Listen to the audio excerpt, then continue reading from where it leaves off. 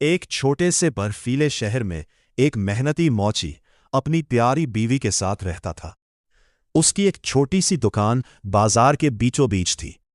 ہر صبح وہ اپنی پرانی لکڑی کی میز پر بیٹھ جاتا، چمڑا کاٹتا اور بڑی محبت سے جوتے تیار کرتا۔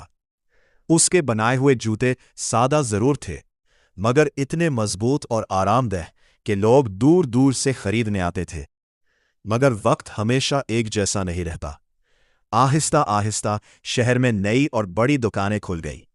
لوگ مہنگے اور چمکدار جوتے خریدنے لگے۔ موچی کی دکان سنسان ہونے لگی۔ دن گزرتے گئے اور اس کی کمائی کم ہوتی گئی، یہاں تک کہ ایک وقت ایسا آیا کہ اس کے پاس صرف چمڑے کا ایک چھوٹا سا ٹکڑا بچا۔ اس رات سخت سردی تھی، باہر برف گر رہی تھی اور گھر میں صرف ایک ننھی سی موم بتی جل رہی تھی۔ موچی خاموش اور پریشان بیٹھا تھا۔ اس کی بیوی نے مسکرا کر کہا، فکر نہ کرے، اللہ محنت کرنے والوں کو کبھی تنہا نہیں چھوڑتا۔ موچی نے آخری چمڑا میز پر رکھا اور سونے چلا گیا۔ لیکن اگلی صبح کچھ ایسا ہوا جس نے ان کی زندگی بدل دی۔ جب موچی جاگا تو اس نے دیکھا کہ میز پر نہایت خوبصورت جوتوں کا ایک جوڑا رکھا ہوا ہے، اور شاندار تھے کہ وہ خود حیران رہ گیا۔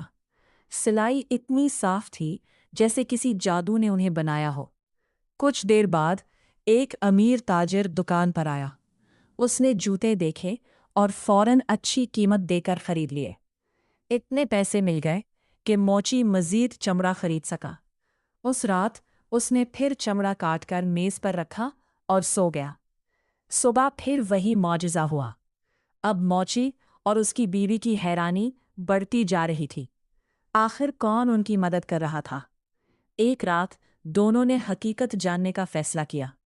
انہوں نے کمرے کی روشنیاں بجھا دی اور پردے کے پیچھے چھپ کر بیٹھ گئے۔ جیسے ہی آدھی رات ہوئی، کھڑکی سے دو ننھے ننھے ایلف اندر آئے۔ ان کے کپڑے پرانے تھے اور سردی سے ان کے ہاتھ کانپ رہے تھے، مگر پھر بھی وہ خوشی خوشی تیزی سے کام کرنے لگے۔ اپنی چھوٹی چھوٹی سوئیوں سے وہ اتنے خوبصورت جوتے بنا رہے تھے کہ موچی اور اس کی بیوی کی آنکھیں نم ہو گئیں۔ بیوی آہستہ سے بولی، یہ ہماری مدد کر رہے ہیں اور خود کے پاس گرم کپڑے بھی نہیں ہیں۔ اگلے دن دونوں میاں بیوی نے مل کر ان ایلفز کے لیے ننھے ننھے گرم کپڑے، نرم جوتے اور اونی ٹوپیاں تیار کیں، پر رکھ دیے اور خاموشی سے چھپ کر دیکھنے لگے۔ جیسے ہی ایلف آئے، انہوں نے اپنے لیے رکھے تحفے دیکھے۔ ان کی آنکھیں خوشی سے چمک اٹھیں۔ دونوں خوشی میں ناچنے لگے، ہنسنے لگے اور نئے کپڑے پہن کر پورے کمرے میں گھومنے لگے۔ جانے سے پہلے انہوں نے موچی کی طرف محبت بھری نظر سے دیکھا، جیسے خاموشی سے شکریہ ادا کر رہے ہوں۔ اس رات کے بعد وہ ایلف کبھی واپس نہیں آئے۔ لیکن اب موچی کی قسمت بدل چکی تھی۔ اس کی دکان پورے شہر میں مشہور ہو گئی۔ لوگ دوبارہ اس کے جوتے خریدنے آنے لگے اور ان کے گھر میں خوشیاں واپس آ گئی۔ موچی ہمیشہ کہا کرتا تھا، اصل جادو محنت، مہربانی اور شکر گزاری میں چھپا ہوتا ہے۔